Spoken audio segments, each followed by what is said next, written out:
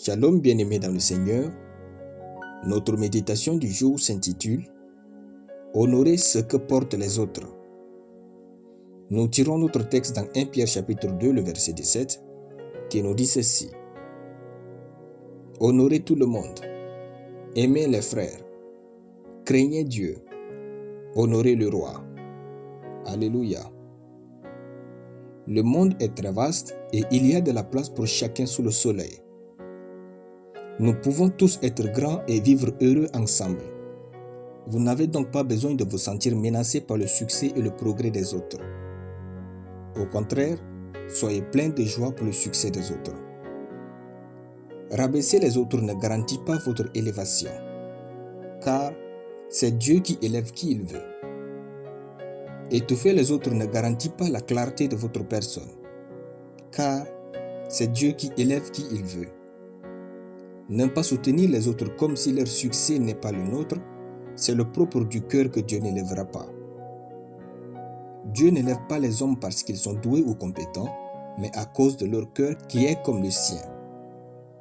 Ayez un bon cœur, sinon, travaillez votre cœur jusqu'à le bonifier. C'est tout ce que Dieu regarde pour vous élever et vous bénir. Honorer ce que portent les autres est ainsi que vous êtes mieux. Ne permettez jamais au diable de vous faire croire que, lorsque vous honorez les autres, vous vous réduisez à néant. Au contraire, c'est la preuve que vous croyez à la valeur de leurs dons, à la valeur de leurs talents, à la valeur de leur ministère et à la valeur de leur personne dans le plan de Dieu pour ce monde.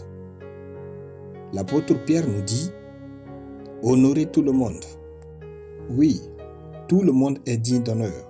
Pensez ainsi et vivez la vie prescrite par la parole de Dieu. L'honneur que vous donnez aux autres détermine celle que vous recevrez. Toutefois, n'honorez pas les autres pour en recevoir en retour. Faites-le avec un bon cœur et sans rien attendre en retour. C'est Dieu qui élève les hommes. Cultivez l'honneur dans votre vie, donnez-en aux autres et double honneur à ceux qui le méritent. On honore les autres par des paroles dignes et agréables, par des bienfaits particuliers, par des dons de qualité ou des cadeaux. N'attendez pas un si spécial pour honorer les autres. La parole de Dieu dit déjà de le faire. Alors faites-le. Car Dieu et sa parole valent un. Aussi, c'est la grâce que nous célébrons qui nous bénira dans ce monde. Ne soyons pas comme les Juifs qui ont ignoré et tué Jésus que de l'honorer. Dans nos familles, nos voisinages, nos églises, à l'école ou au travail, honorez les autres. Il est écrit, « Celui qui arrose sera lui-même arrosé ».